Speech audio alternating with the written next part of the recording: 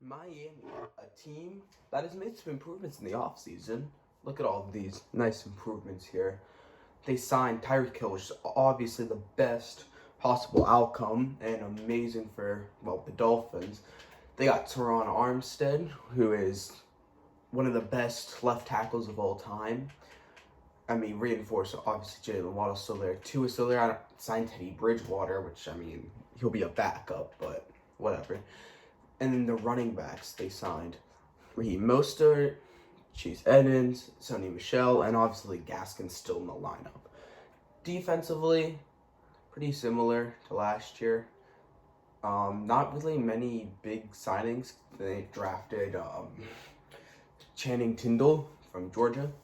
That's really the only thing that they did in the defense to be better, but the defense was already good last year, so nothing changed. But I think there's someone missing. It's in the quarterback room.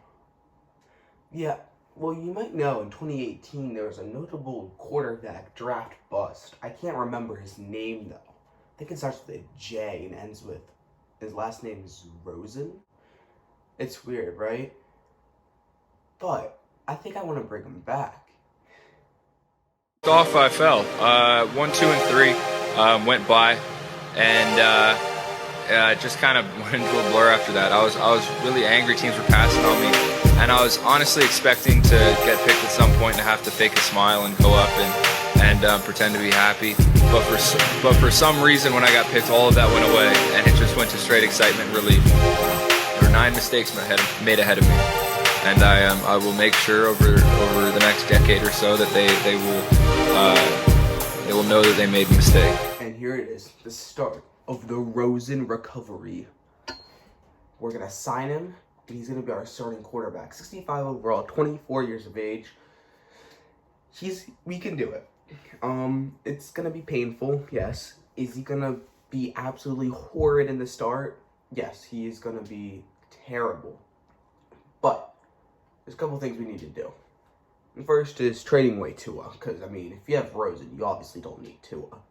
I mean, really, we don't need Teddy Bridgewater either, but let's try to find a home for Tua. We send Tua and a 5th-round pick for Rashawn Evans to Atlanta. So now Tua's an Atlanta Falcon, and we obviously didn't need him. Josh Rosen's obviously the better player, and we get a good number 2 middle linebacker. Now, I would trade Teddy Bridgewater away, but I think it's necessary keeping him as a safety blanket in case Rosen gets injured for some reason or something. And honestly, he didn't cost too much. Obviously, Rosen's the new starter, but he does come in a pretty good spot here. The offensive line still needs some work, but they do have Teron Armstead, one of the best guards in the league. I mean, tackles, sorry.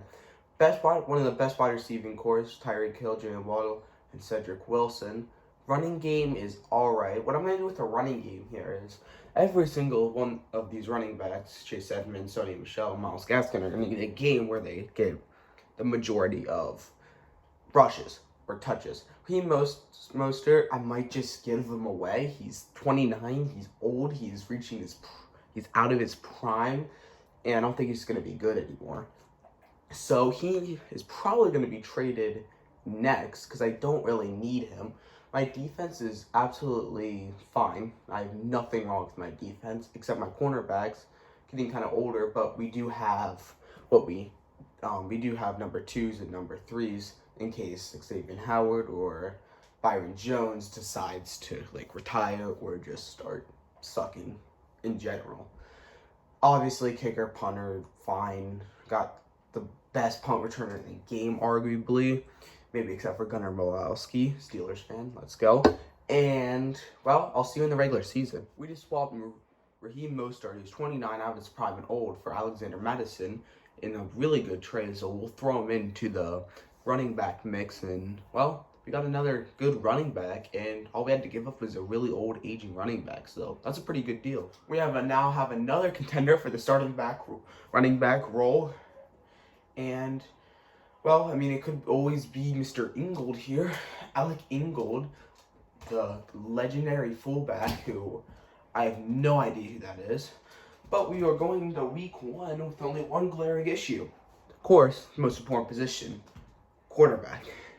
So we're going to set a draft class here. I'm gonna do a 2023 file, and because you didn't know, obviously all of the rosters had been updated to free agency and everything. The only thing I had to do was sign Sony Michel because the Dolphins did that pretty recently. And here's the draft class. Hopefully we don't get a top 5 pick, but, you know, it's Josh Rosen. What do you expect? Just to let you guys know, I'm going to be doing a brief recap after every single game that I play. What happened? What's the score? Did I get killed? And most importantly, Josh Rosen's stats, because that's really the only reason that this isn't just a typical Miami rebuild. So, I'll let you know after the game. Oh look, there's our old friend, Devontae Parker. Well, considering everything happens, this hasn't been an absolutely terrible game. Yeah, we're losing 14-3, but just calm down for a second. I mean, we have 126 passing yards.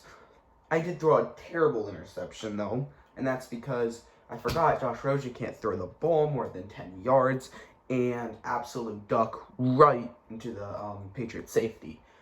But only down 14-3, we might have a shot at this game. The only thing that I need to rely on my rushing game, and you know, it doesn't look too great with only 28 rushing yards.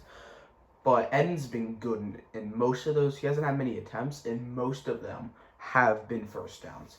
So I need to rely on him more here in the third quarter, and hopefully we can pull out a dub. I'll see you at the end of the game. Boom. We just won a walk-off 2017. We complete the comeback down 14-3, win 20-17. Josh Rosen is way better than Matt Jones. We already know that. Look at him. I mean, yeah, he didn't pass for a touchdown, but, like, he passed for 247 yards. That was pretty good. But the real MVP of this game was Chase Edmonds. 19 carries, 81 yards. Pretty good. I mean, yeah, he had a lot of carries, but pretty good. And he had 2 rushing touchdowns. So he's making a good case to become our starter. But we'll check in on Matheson or Sony Michel in the next game. So, but this is big. First win here against New England. Miami owns New England, obviously. And speaking of Tyreek, we only had one setback. Someone broke their rib. His name's Jalen Waddle. That was a terrible injury for week 1, losing Jalen Waddle, one of our best receivers, our number 2 receiver behind only Tyreek. Tyreek was insane this game, even though he didn't really have many touchdown catches, 0 in fact. We just gotta see how long he's injured, and Jalen Waddle is out for 4 weeks. Oh, and apparently Rashawn Evans is out for a week too. That's great. But yeah, I'll see you at the start of game 2. Also, if you wanted to know, the 49ers just signed Chris Paul. Yeah, that Chris Paul that you're probably thinking of from me. So that was a very terrible loss. And unfortunately, we lost him, and I'm sorry. So everyone in our division just lost. So we're the only 1-0 team in our division. But as you can tell, we have a very difficult game here against Buffalo. He wants to negotiate a contract. I'm assuming, is it Josh? Is it Rosen? Oh yeah, it is. Now, this is going to be a Rosen rebuild, obviously. But, I mean, it depends if I want to sign. I can sign him for cheap. Because, you know, he's not good. So I can sign him now, quick, for cheap. But let's just see how he progresses in these next couple games.